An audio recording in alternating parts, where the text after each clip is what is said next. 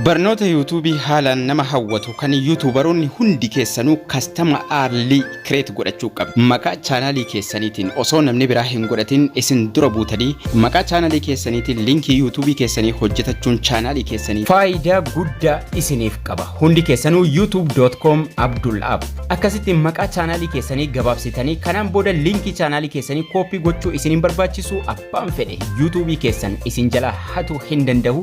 Akkasuma chaanaaliin keessan YouTube biratti fudhatama guddaa qaba. Kan waliin ilaallu taha turtii gaarii. Assalamu alaikum wa rahmatullahi wa barakatuh. Barnoota ajaa'ibaatiin isinitti dhufeen jira. Barnoota YouTube kun barnoota baay'ee barbaachisaadha. Chaanaalii keessan maqaa keessanii register gochuu jechuudha.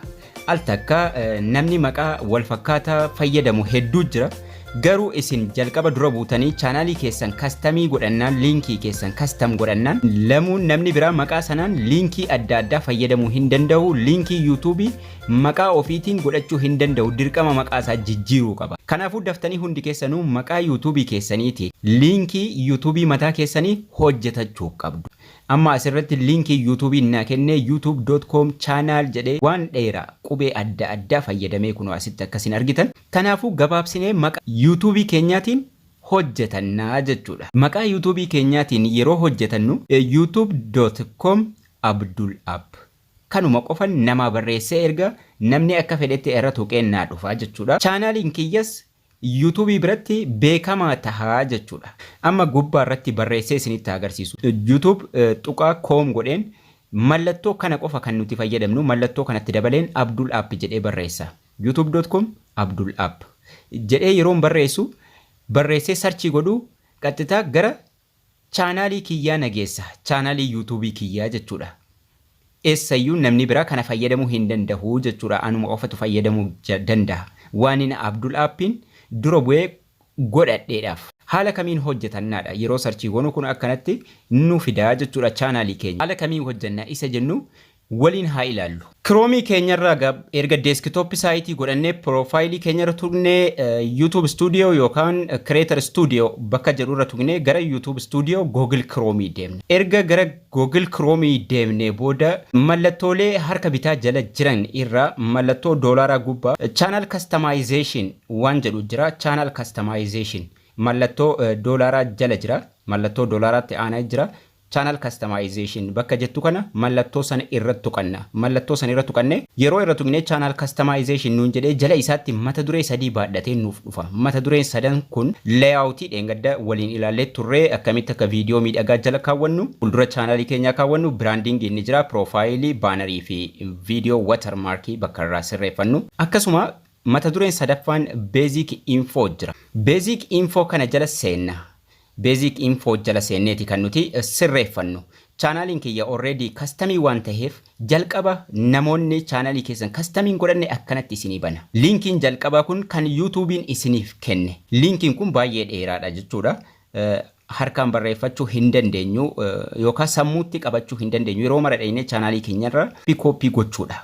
Akkasuma YouTubein liinkii keenya kastamiidhaan nuun beeku. Kanaafuu Setas customii jira. Jala chaanaalii kana setas custom early for your channel ka jedhu jira.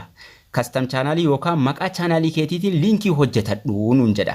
Akka YouTubein ittiin nu beekuudhaaf akka chaanaaliin keenya gabaabbatuudhaaf akka namni lamu maqaa sanaan customii hin hojjetanne YouTubein maqaa keenya sana qofaan nu beekuuf irra tuqna. Setas custom early for your channel ka jedhu kanarra tuqna. Yeroo irra tuqne maqaa keenyaan namni biraa hin dalaganne taanaan akkasitti sanduuqa bakka lama nuu fida. Ka jalqabaa irratti nuu gurraachessee jechuudha. Amma Saaraa Tiyuubiidha. Kanaafuu youtube.com jedhee mallattoo caa gidduu jira kaa'ee Saaraa Tiyuub jedhee fida. Kamitti akka itti fayyadamnu waliin ilaalla. Maaliifi waan maqaasiitiin namni biraa fayyadamee hin jirreef. Kan lammaffaa garuu yoo maqaa sanaan fayyadamee jiraate qubee itti idai yookaan maqaa kee sirreessi maqaa biraa itti idai itti dabalii nuun jedha. Sanaan ala nu dabarsuu hin danda'u jechuudha. Ka jalqaba kana nuuf hin fidu. Amma isiin maqaa sanaan namni biraa waan banatee hin jirreef waan liinkii kana custom godhatee hin jirreef Saaraa Tiyuubiidhaan jalqaba irratti naa kenneera. Kanaafuu kanuma jalqaba inni itti naa gurraachessee maquma YouTube kiyyaatiin naa kenne saniin fayyadamaa jechuudha. Garuu sun hin jiru taanaan isa lammaffaa irratti naa gurraachessa. Amma salphaa liinkii gabaabsee naa kennee jechuudha maqaa YouTube kiyyaatiin. youtube.com mallattoo caasan fayyadamuu nuun barbaachisu inni nu ofiif itti dabala Saaraa Tiyuub jenneeti kan nuti fayyadamnu. Garuu kun hin jiru taanaan maqaa sanaan namni biraa fayyadameera. Dirqama lakkoofsa yookaan qubee itti daballaa jechuudha kan lammaffaa kanarratti. Kan lammaffaa kanarratti tuqnee inni nu kan lammaffaa irratti nu gurraachessaa maqaa keenyaan namni biraa fayyadameera taanaan kan lammaffaa irratti tuqnee qubee wayii itti daanaa jechuudha. Amma garuu inni nu kenneera waan ta'eef kanuma jalqabaa irratti kanuma inni nu kenne irratti customer early jalatti isuma fayyadamnee customer early kana publish godhannee gara fuulduraa deemnaa jechuudha. Nuuf sirreessee jira. Waa takka kan biraan fayyadamuu nu barbaachisu jechuudha. Isa sanduuqa lammaffaatti qubee ida'uu nu barbaachisu jechuudha. Maaliif inni nuuf kennee jira sanduuqa lama nu kenne. Waan maqaa sanaan namni biraa fayyadamee hin jirre. Keessattuu chaanaaliin namoota baay'ee jalaa cufamaa jira. Customer early garuu waan baay'ee irraa nu eeguu danda'a. Carraan chaanaaliin keenya nu jalaa badus xiqqaadha jechuudha. Akkasuma carraan chaanaaliin keenya hatamu barechee nu gargaara. Haala ajaa'ibaatiin. Kanaafuu hundi keessan customer early kana dhuftanii maqaa YouTube keessaniitiin daftanii oonii godhachuu qabdu, fayyadamuu qabdu. Sanaan booda publishing gubbaa jira. Publish goona. Publish yeroo tuqnu customer early kan kee ready dha nuun jedha. Once a customer early is said can't be changed, transformed to different channel. Channeliin biraa lamuu fayyadamuu hin danda'u. Atis immoo jijjiirrachuu hin dandeessu maqaa kana.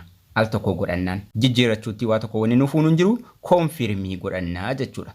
Konfirmii yeroo tuqne seevii nu ta'a. Seevii godhannee kaane erga publish nu tahee ga'e maqaa amma dalagne kana salphaatti deemnee sarchii goonee waliin ilaaluu dandeenya. Haala kamiin immoo sarchii goona haala kamiin linkii keenya namatti ergina. Linkiin koppii godhamee namatti ergameef linkiin barreeffamee ergamee garaagarummaa guddaa qaba. Keessattuu YouTube jalatti Facebook jala kaa'uufaa baay'ee sin rakkisa. Amma gubbaa kanarra tuqee youtube.com mallattoo sarara kana mallattoo kana fayyadee youtube.com ergan barreessee ka'e Saaraa Tiyuub jedhee haa barreessu. Waan amma waliin seevii goonee kaanee jechuudha. Yeroon sarchii godhu daayirektii chaanaalii mucayyoo kana naaf baasaa jechuudha. Waan hin publish ittiin godhee linkicha kastamii godhee ka'eef. Linkicha waan kastamii gooneef gara chaanaaliisii salphaatti nu geessaa jechuudha. Mallattoo caaka gidduu jiru sana qubee caaka gidduu jiru inni nu ofiif itti daa yoo fedhe ni dhiisa. youtube.com Saaraa Tiyuub. Kanuma qofaan namni gara chaanaalii keenya dhufuu danda'a jechuudha. Akkasuma sarchii irratti salphaatti namni kamuu argachuu danda'a. Yeroo nuti viidiyoo jala deemne Saaraa Tiyuub viidiyoo Saaraa Tiyuub playlist Saaraa Tiyuub channel Saaraa Tiyuub about inni nu gubbaarraa itti nu jijjiira jechuudha. Haala salphaa taheen akkasitti linkii mataa keenyaa uummachuu dandeenyaan isiniin jedha. Barnoonni keenya har'aas kana fakkaatu ture. Akkasin irraa barattan abdii guddaan qaba. Haga barnoota itti aanu walitti deebinutti turtii gaarii nagayaan tura.